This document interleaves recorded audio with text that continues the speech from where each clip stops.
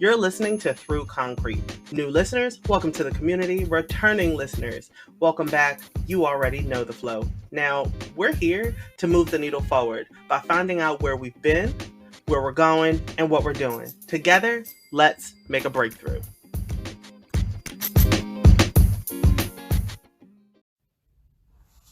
Great morning, beautiful people. This episode is going to be called Journey to Home. It's just me, no guest host, no co-host, just me. But, Journey to Home here. And I wanted to open up the conversation until, we get things bubbling up. But of course, I always want to hear from you all. Let me know what the journey to purchasing a home or moving into your own space looked like. Now, this is one of those parts of my life where I usually, up until now, I've kept it to myself. I haven't really shared it, don't really talk about it. I think, the goal was keep it private until you get to the point where you're comfortable to share. There's a lot to take in. There's always a lot of stress. There's been anxiety. And you all know I'm from DC. I'm in DC. I love my city, but at times it always feels like your city doesn't love you back. And again, that's just my opinion. So may not be fact, but that's my opinion. Tell me how you feel if you are at home and you sometimes feel like your home doesn't love you back. Let me know, if you feel the same way, if not, and why. Why is that? But I want to jump right into this episode. So let's do that.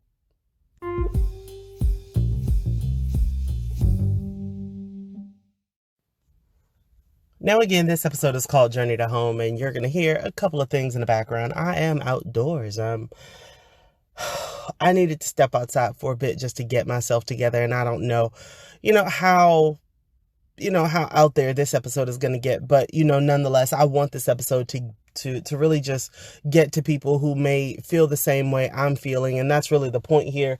While I've always I'm always going to push to have other people join the conversation, I really want to open it up. And I can only speak on my experience here and what I'm accomplishing and what I'm struggling with. So, the personal journey is I've always looked forward to purchasing a home. And this is something I started to do quite a few years ago, probably about 2015, 2016. And, at that point, it's always like, oh, well, you save money, you're ready to go. And this is something you can do. I was pointed in the direction at that time to, go into the first time homebuyers program, meet with a counselor.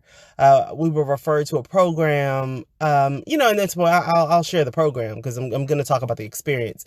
I was pointed in the direction of Lydia's house here in Washington, D.C. And it was really interesting to me to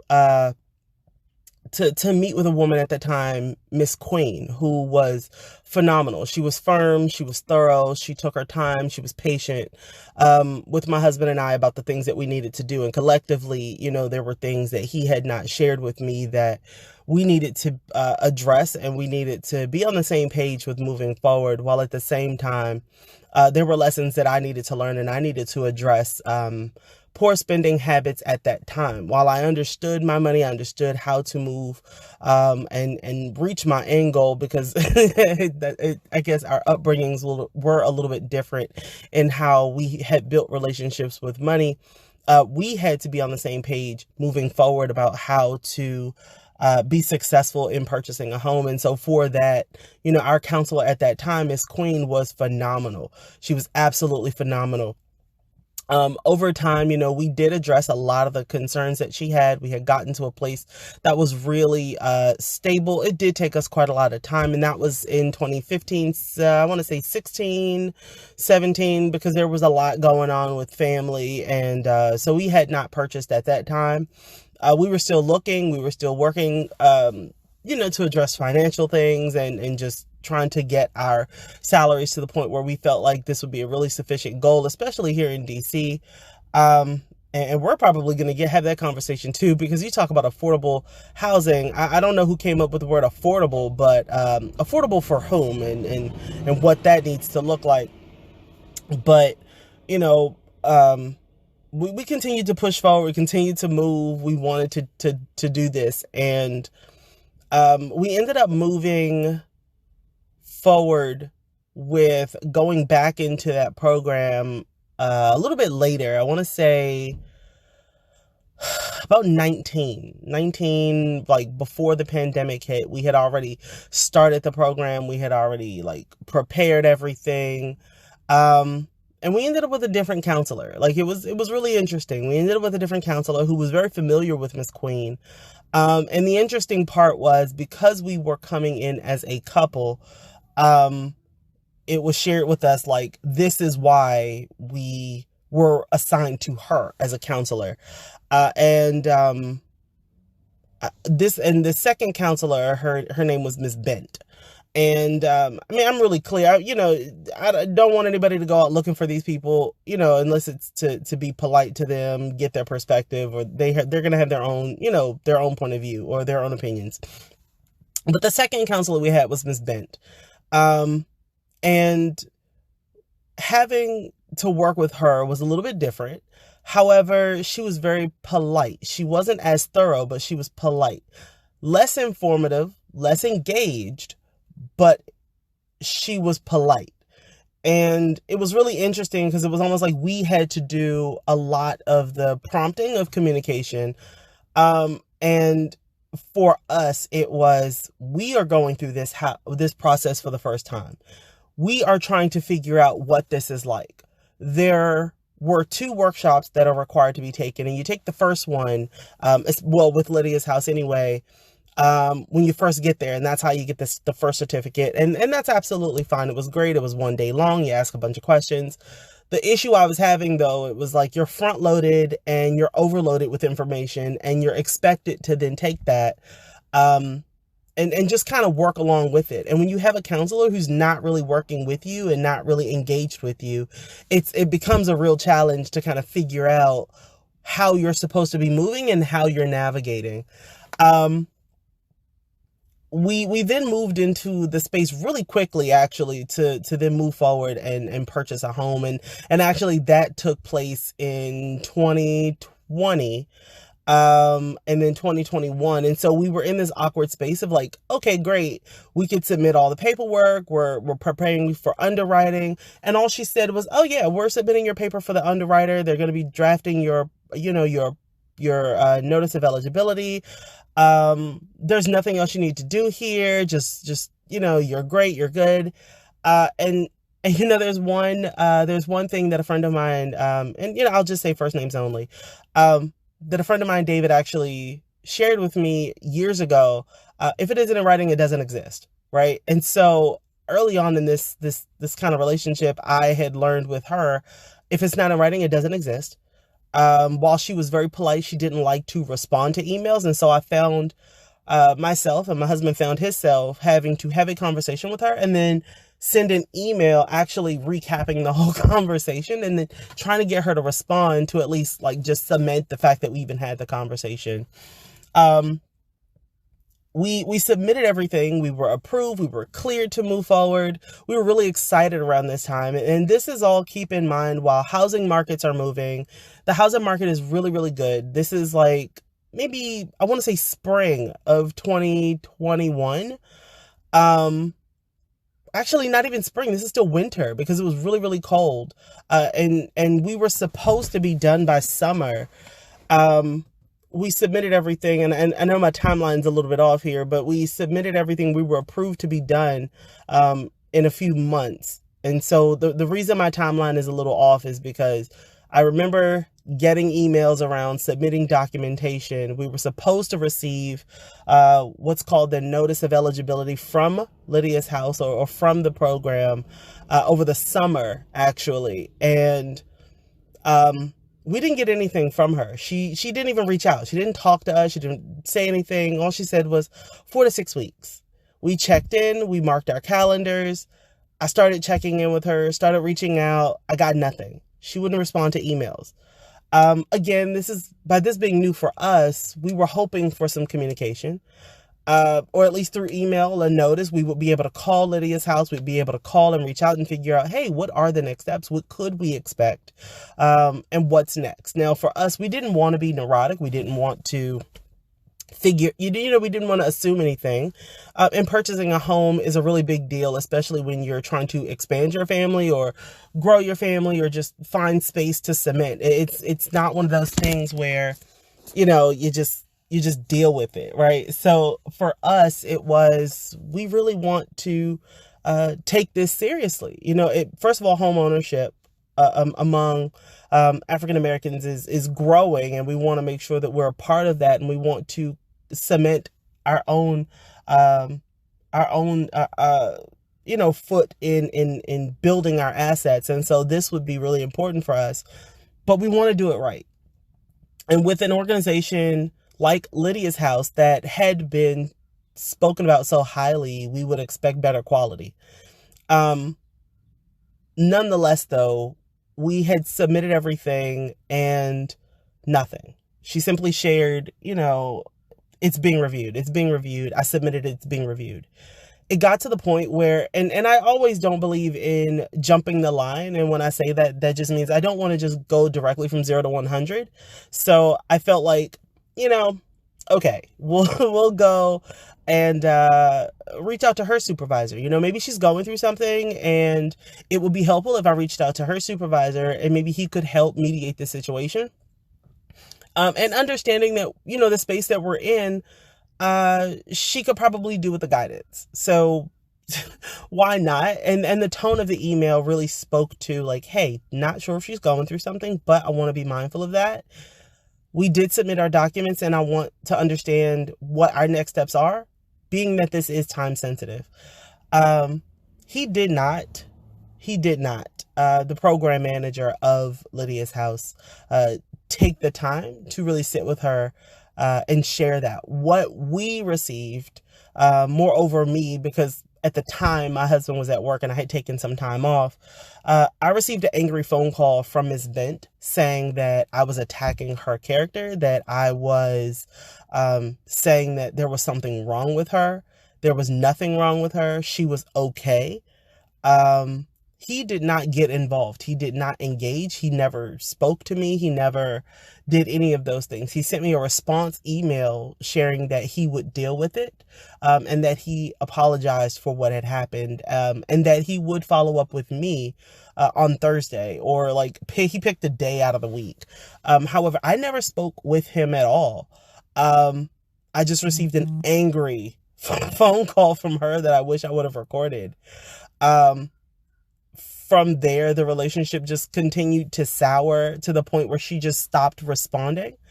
I then reached out. I started looking around again, purchasing a home and trying to go through this first-time home buyers program in DC, mind you. I love my city, but it just seems like my city doesn't love me. I'm trying to figure out and find out what the process is, and it shouldn't be this hard. It really shouldn't be this hard.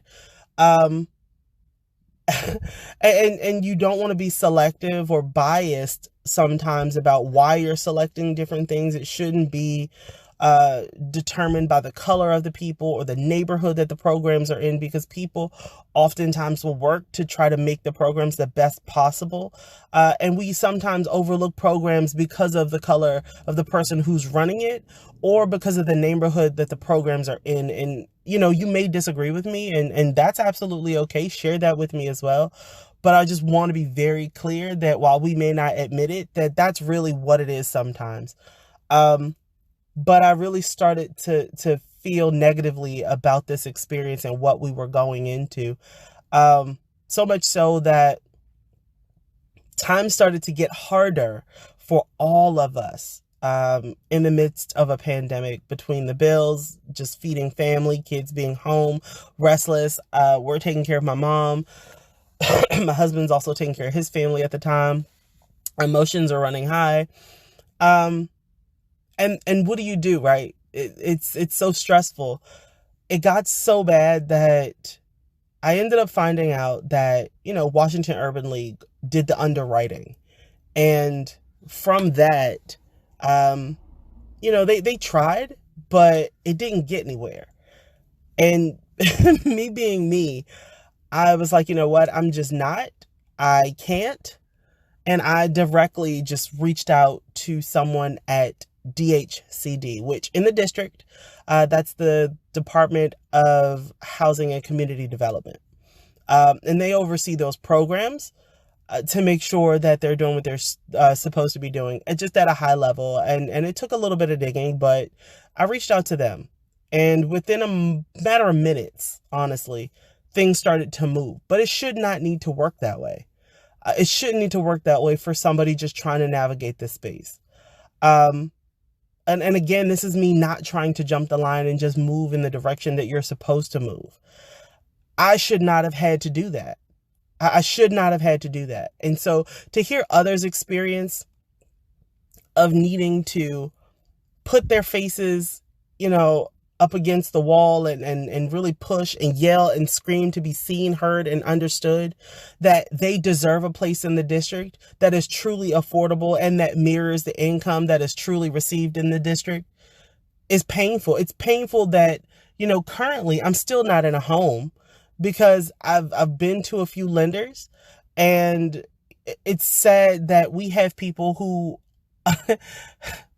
who don't even want to do it. And they want to provide lists, because I had to do the second workshop, mind you, and I haven't even gotten to that. So I'm gonna do that in the second half, because we're getting ready to wrap up the first part of the show. But underwriters didn't even, the lending agents didn't even want to do it for the first time home buyers. And we dealt with the discrimination, dealing with realtors being racist. It was really frustrating. And it's just a hard journey to home when you're living in a city that's supposed to be as diverse as it is inviting, and this melting pot of people. It's just really frustrating. So I'm gonna wrap this up, and we're gonna come back in a couple seconds. So I kind of left you guys on a cliffhanger there, just wrapping up that first half. But please believe me, I'm not leaving anything out on this journey to home, and we're going to get it all out. So this journey to home is going to have a happy ending, and we are going to get there. I am just bound and determined to get there.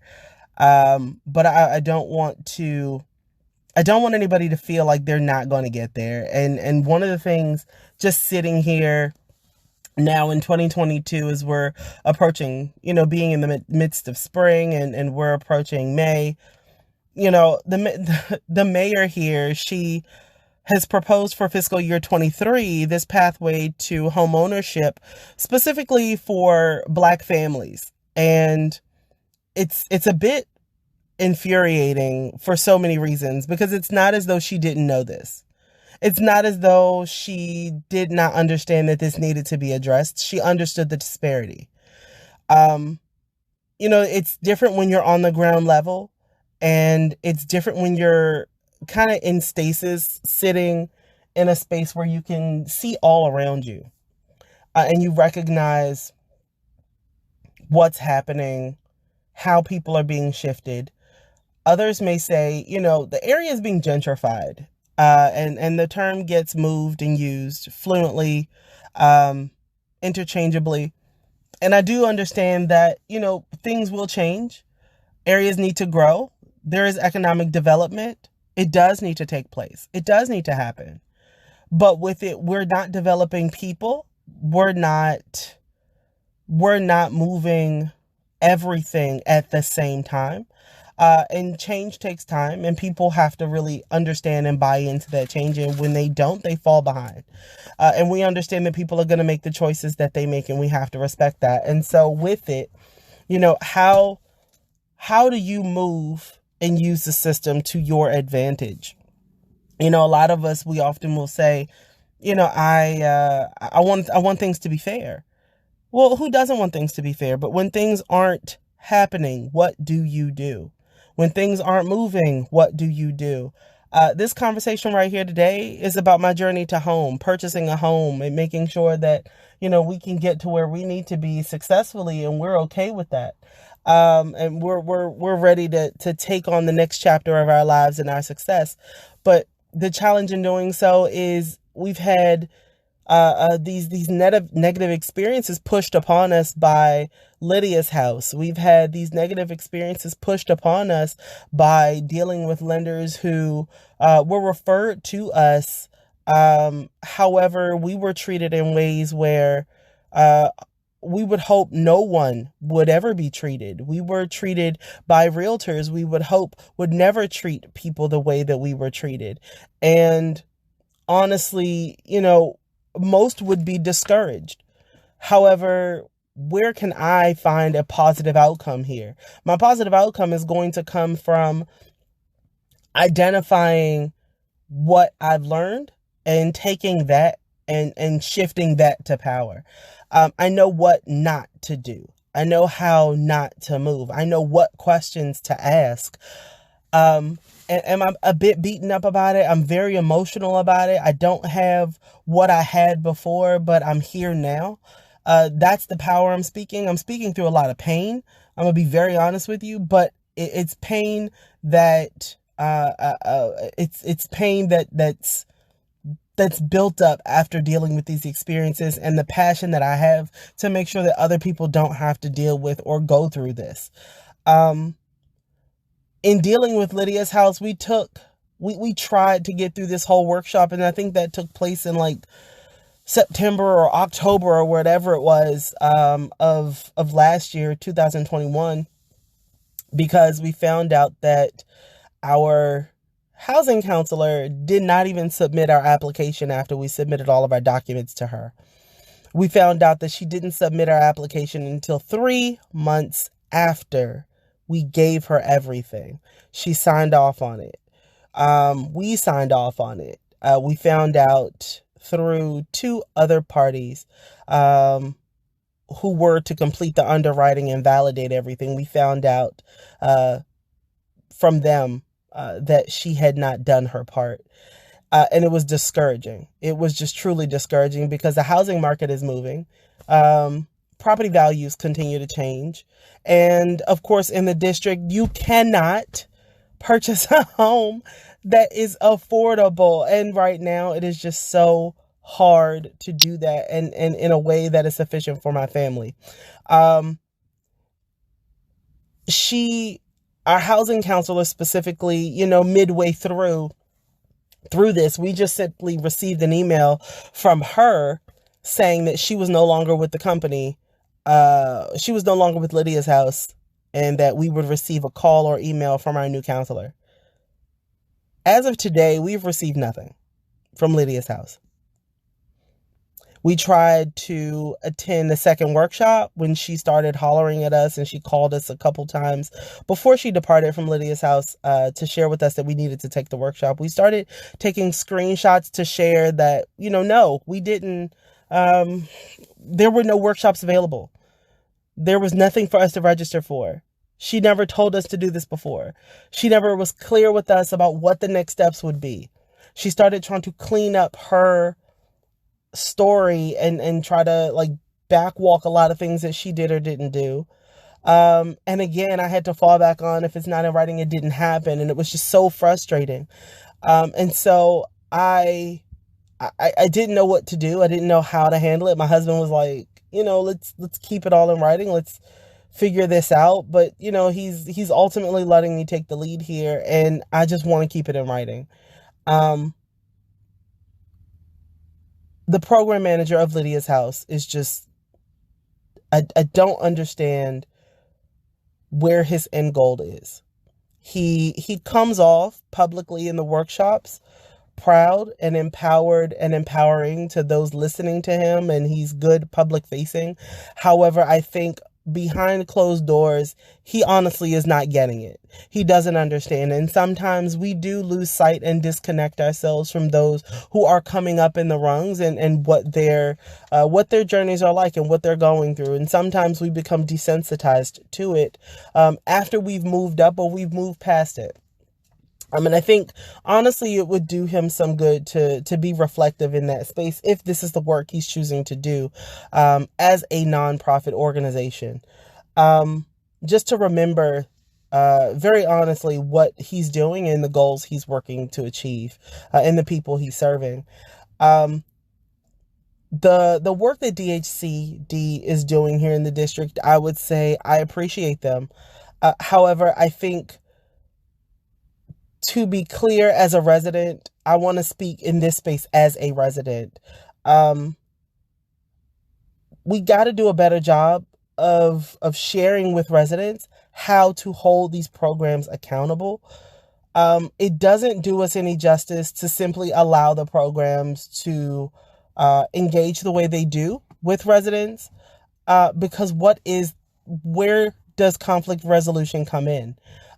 We understand that they're being we understand that there is oversight, but what does that look like? What does that look like, and how does someone hold places like Lydia's house accountable? Um, as far as, Washington Urban League, I think they played their role very well. I think they were very thorough, while at times they were inconsistent. I could really just chalk that up to just capacity, overall, just capacity at the time, and just understanding that transition, because somebody did call, somebody did email. There were people who were clear about, like, hey, we are busy, this is happening, and we will get back to you soon. And we wanted to be mindful that, hey, we all have jobs. We're all working. We just wanted to check in. This is, on the week. This isn't every single day. This isn't every single hour. We understand. However, in the district, if you're working for a government agency, the rule of thumb here is you have to respond within 24 to 48 business hours. And if you're not, then, residents don't play games. So we want to make sure that we're playing our part and we're doing our role. And, Washington Urban League not being a government agency, but playing their role to make sure that residents have access to what they need. I think you guys did a great job, and I appreciate that. As of today, no, we're not at home. We're still working on this, and it should not take us this long. It really shouldn't. I just want to highlight that we have to do better. Are we closer to moving? Oh, heck yeah. Heck yeah. I most definitely would have said the other thing, but, I'm going to try to keep it clean here. We're so much closer than we were before. So much closer than we were before. And it's so frustrating to be back in this space, because same time last year, we were with a realtor. We were out looking at homes. We've worked with maybe 4 realtors already, to which, just poor experiences. Talked to us on the phone, thought we were perfect candidates to work with. We thought we were going to meet up with them, have great experiences, look for homes. They met us in person, and they didn't realize that we were Black. They didn't realize that we were Black. My husband or I, right after speaking to us on the phone. We had lenders who wanted to keep having phone conversations with us, which became really weird and raised a lot of red flags, which then just had us stop. Just stop. So frustrating. Just so frustrating. So, I can't really tell you guys that we're at the finish line. But what I will do is share a follow-up on what happens next and when we get there, because my hope and my goal and the energy that I'm putting out there is to make sure that we do better and we do right by residents.